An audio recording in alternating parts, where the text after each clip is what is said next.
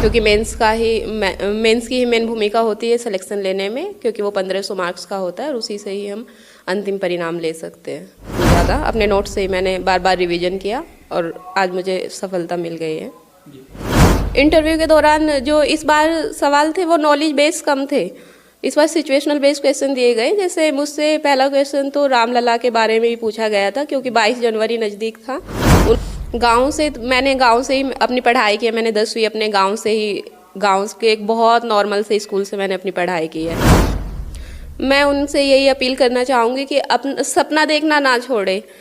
नमस्कार, मैं हूं भारत रत्न और आप सभी के एक बार फिर बहुत बहुत स्वागत है।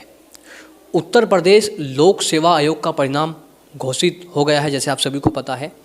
आपको बता दें, मेरठ के मवाना तहसील की गांव मीवा की बेटी डिप्टी जेलर बनी है। आपको बता दें 59वीं रैंक दीदी ने प्राप्त की और हमारे साथ इस समय जुड़ चुकी हैं।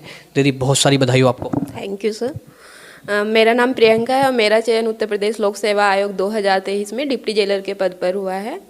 ये मेरा दूसरा साक्षात्कार था जिसमें मैंने फाइनल सिलेक्शन मुझे मिला है। कैसा लग रहा है इस समय?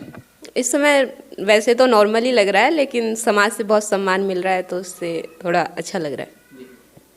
किस तरीके से आपने तैयारी की थी, थोड़ा आप बताएं। जी, मैंने तैयारी में मैंने कोचिंग ली थी और उसके बाद से सेल्फ स्टडी करके मैंने अपने चयन लिया है। उसके लिए मैंने एनसीईआरटी पढ़ी और अपने खुद से नोट्स प्रिपेयर किए। प्री और मेंस की तैयारी मैंने साथ साथ की, जिससे कि मेंस में अच्छे मार्क्स मैं ला सकूं, क्योंकि मेंस की ही मेन भूमिका होती है सिलेक्शन लेने में, क्योंकि वो 1500 मार्क्स का होता है और उसी से ही हम अंतिम परिणाम ले सकते हैं। कौन सा अटैम्प्ट था आप? ये मेरा 4th अटैम्प्ट था। 4th अटैम्प्ट था आपका। तो लगातार अब किस तरीके से आपने पढ़ाई की थी, आप थोड़े भी बताएं। जी, मैंने अपने जैसे बेसिक बुक्स होती है, स्टैंडर्ड बेसिक बुक्स में एनसीईआरटी मैंने कवर की और फिर स्टैंडर्ड बुक्स मैंने पढ़ी और मैंने अपने सोर्स को बहुत लिमिटेड रखा, जिससे कि भटकाव ना हो। और मेंस के स्तर पर मैंने अपने शॉर्ट नोट्स तैयार किए और टॉपिक वाइज नोट्स बनाए, जिससे कि मैं अंतिम समय में बुक्स में ना पढूं ज़्यादा। अपने नोट्स से ही मैंने बार बार रिवीजन किया और आज मुझे सफलता मिल गई है। आप गांव से हैं, आपके सामने किस तरीके की चुनौती आई आप जब आपने तैयारी की? मैंने गांव से ही अपनी पढ़ाई की है। मैंने 10वीं अपने गांव से ही, गांव के एक बहुत नॉर्मल से स्कूल से मैंने अपनी पढ़ाई की है और ग्रेजुएशन भी मैंने मवाना से की है। जब मैं यहाँ से जाती थी तो मुझको कॉलेज जाने के लिए एक परिवहन का साधन भी नहीं रहता था, तो कभी कभी बहुत लेट भी होते थे कॉलेज जाने के लिए, तो वो बहुत सारी परेशानी थी। लेकिन फिर भी मैंने उसमें अपना 3 साल मैंने यहीं से बीएससी मवाना जाके अपनी पूरी की और उसके बाद मैंने एमएससी किया दिल्ली यूनिवर्सिटी से। तो वहाँ पर फिर एमएससी करने के बाद मैंने कोचिंग की और यूपीएससी की मैंने तैयारी की और पीसीएस में मेरा सिलेक्शन हुआ। आगे क्या सपना है आपका? आगे सपना आईएएस बनने का है और उसके लिए मैं प्रयास करूँगी अभी।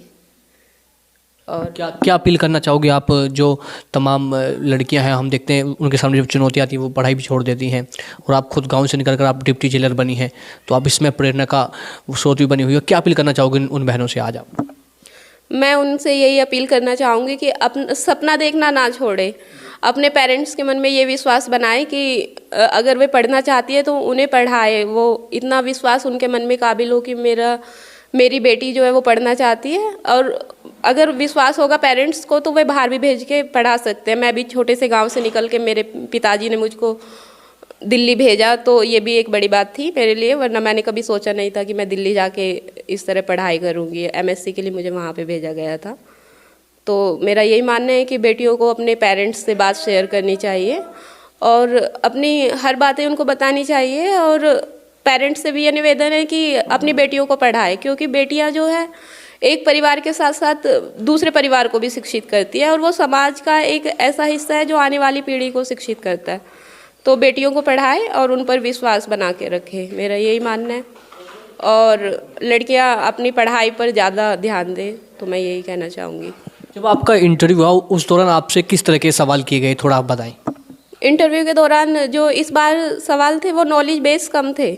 इस बार सिचुएशनल बेस्ड क्वेश्चन दिए गए। जैसे मुझसे पहला क्वेश्चन तो रामलला के बारे में ही पूछा गया था, क्योंकि 22 जनवरी नज़दीक था। उन्होंने पूछा कि 22 जनवरी को ऐसा क्या है जो सब लोग इतना चर्चा कर रहे हैं।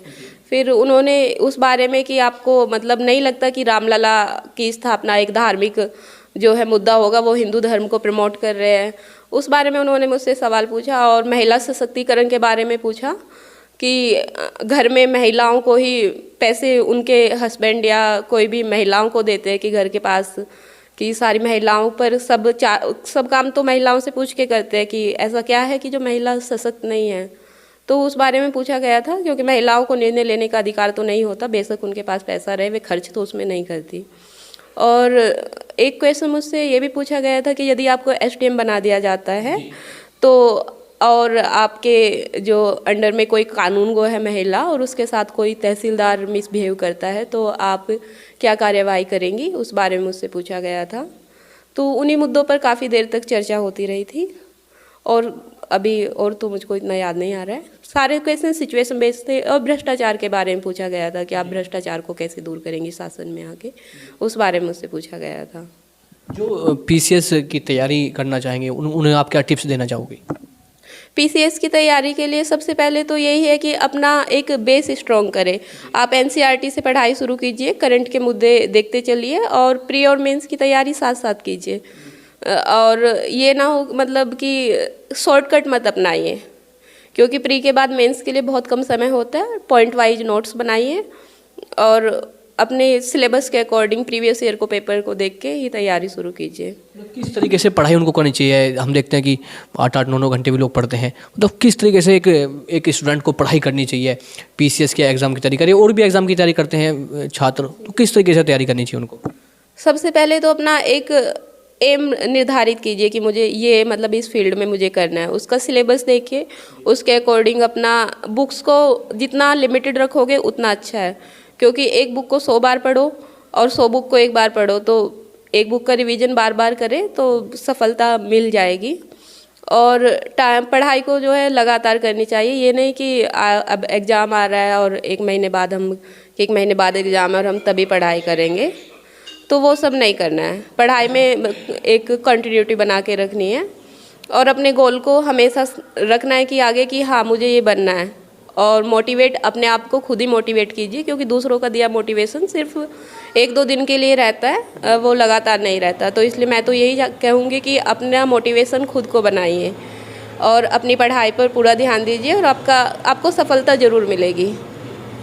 अब आप डिप्टी जेलर बनी हैं, आप अपनी सफलता का श्रेय किसको देना चाहेंगी? सफलता का श्रेय तो मैं अपने पेरेंट्स को, अपनी फैमिली को देना चाहूँगी, क्योंकि उन्हीं के बदौलत मैं हूँ। क्योंकि जब मैं असफल हुई तो वे ही थे जिन्होंने मुझको हर समय पर सहारा दिया, और आज मैं सफलता की मैंने एक सीढ़ी तो मैं चढ़ ही चुकी हूँ। तो मैं इसमें अपने पेरेंट्स को बहुत श्रेय देना चाहूँगी, क्योंकि उनके सपोर्ट के बिना मेरा कुछ नहीं था। क्योंकि उन्होंने गांव से मुझको उठा के एक दिल्ली जैसे शहर में भेजा, तो ये सबसे बहुत बड़ी बात थी मेरे लिए। हम बहुत किसान फैमिली से मैं आती हूँ, तो उस वजह से मुझे बहुत ज़्यादा ये मोटिवेशन मिला अपने पेरेंट्स को देख के। उन्होंने बहुत मेहनत की हमें पढ़ाने के लिए, तो ये चीज़ मैं तो अपने पेरेंट्स को मैं सबसे ज़्यादा श्रेय देना चाहूँगी। अपने भाई बहनों को, मेरे भाई हमेशा मुझे सपोर्ट करते हैं, चाहे कुछ भी, उन्होंने मुझ पर विश्वास बना के रखा। और रिलेटिव्स में मेरे मामा मामी हैं जो मुझको हमेशा एक जैसे फ्रेंड होते हैं उसी तरह से उन्होंने मुझको हमेशा मोटिवेट किया। असफल होने पर भी उन्होंने बोला बेटा टाइम लगता है लेकिन आप कर लोगी, हमें पूरा विश्वास है। तो सफलता का श्रेय सभी को दिया जाता है। शिक्षक भी हमारा महत्वपूर्ण भूमिका निभाते हैं, मित्रगण, सभी लोगों की बहुत भूमिका होती है। सफलता सिर्फ अकेले के दम पर हासिल नहीं होती। और साथ में मैंने मेहनत भी की है, अपने गोल को जो है निर्धारित किया और मैंने उसके लिए लगातार पढ़ाई की, उससे मैं नहीं भटकी। तो मैं अपनी मेहनत को भी श्रेय देना चाहूँगी। बहुत बहुत धन्यवाद हमसे बातचीत करने के लिए। तो ये थी मेरठ की बेटी प्रियंका, डिप्टी जेलर बनी है। पूरे परिवार में खुशी का माहौल है, पूरे गांव में खुशी का माहौल है। और आप देखिए गांव से निकलकर दिल्ली गई और उसके बाद अपनी तैयारी की और आज पूरे गांव का और अपने परिवार का नाम रोशन किया है। वीडियो जर्नलिस्ट निशांत के साथ मैं हूँ भारत अधाना, अधाना टीवी न्यूज़ मेरठ।